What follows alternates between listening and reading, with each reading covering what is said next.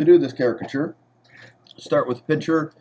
Again, as I mentioned before, make sure that you have your plenty of space around here, because when we go to make the head a bobblehead, we want to have the space for this.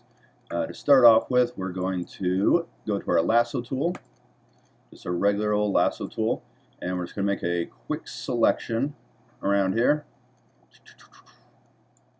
Just like that. Doesn't have to be anything pretty. If you do want to add to your selection while you're on the lasso tool, you can hold down your shift key. You're going to see that you get that little plus sign next to the lasso, so I can just come in here, add a little bit more to it. If I want to take away from a selection, I hold down my option key, and that gives me a minus sign. So if I want to get rid of some of that, that's not needed, I can come in there and do that. Okay, and then we want to jump this selection to a new layer. So to do that, I'm either going to right click while I'm still on the lasso tool, right click, or control click. And when I hold down control, you can see that my pointer gets a little menu icon next to it.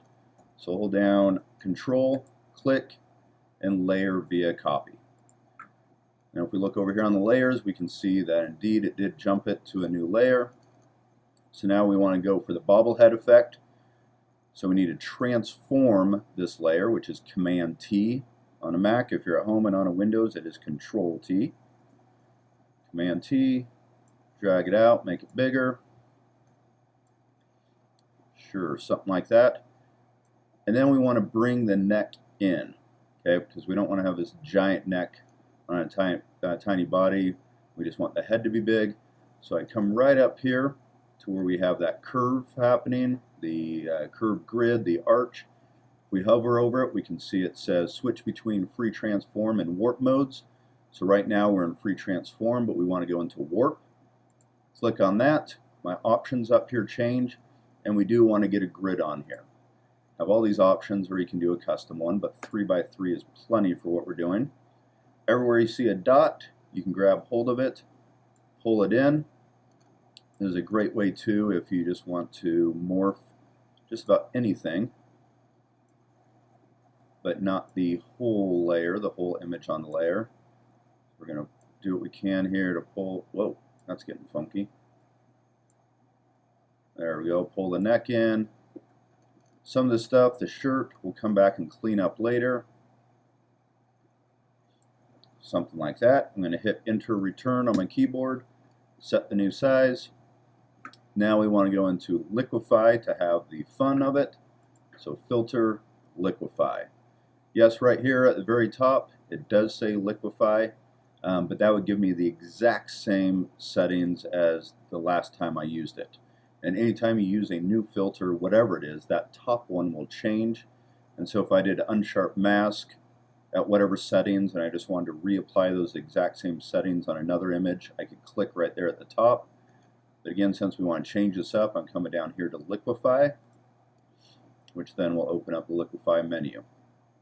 The main three tools we're going to be using here are the warp tool, the pucker tool, and the bloat tool. And at this point, it's entirely up to you how you want to use these. Of course, we want to do this so it doesn't look alien. That's not a caricature. We're just enhancing. So he's got fairly big eyes. So I want to make them even larger. So I go to my bloat tool. With my brush, I'm using my right bracket to make it bigger, left bracket smaller. Want to make sure to include the eye sockets as well as the eyes. We just did the eyes, we get kind of alien looking here, all funky. We don't want that. So make my brush bigger, again using the right bracket tool. Trying to center that pupil on the middle of that circle. Come over to the other eyeball, do the same thing, try to get them matched up. There we go. The pucker tool, we want to make something smaller, such as maybe his nose. Shrink that in. I'm going to come back here, push in the bridge of his nose a little bit. If he's got that tiny of a nose, he probably doesn't have a super big bridge of his nose. Whole thing, let me scoot over a little bit.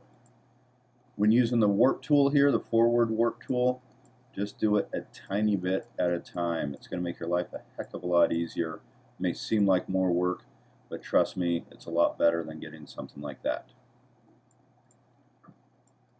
So now we can just kind of play around with these a little bit. Let's give them a pointed chin just because.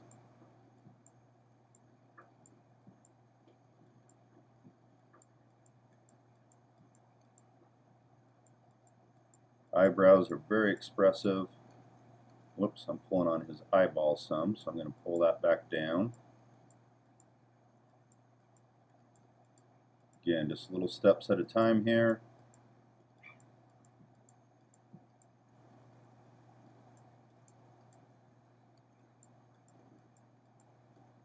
And I'm not liking that chin. Let's pull it back up a little bit.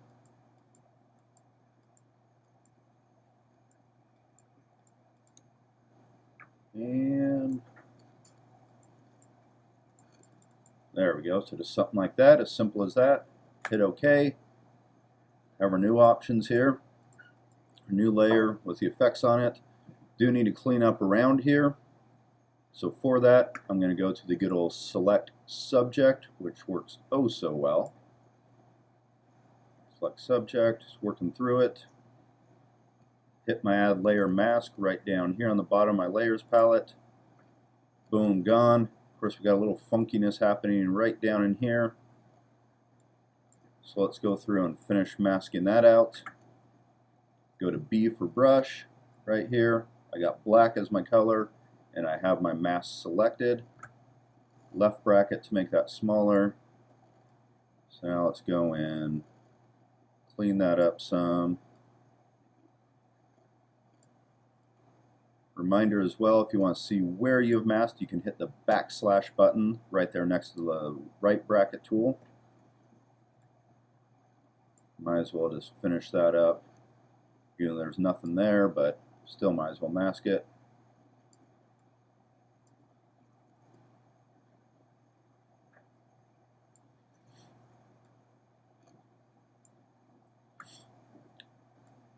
Alright, turn that off.